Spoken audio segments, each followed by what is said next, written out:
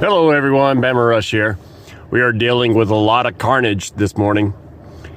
On Thursday morning, the effects of, I guess, the blizzard up in Canada around Winnipeg that flowed through here in the Black Hills has wreaked a lot of havoc. So we got a tree down here, power line down here.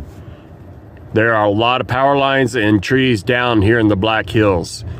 I did not work yesterday because power was out everywhere. Schools were closed throughout the area, and we are dealing with a lot.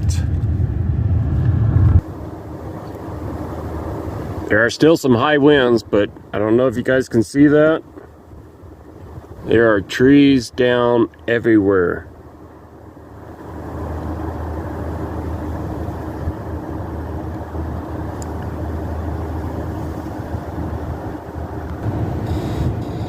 Well, I picked up this trampoline and decided to place it somewhere else.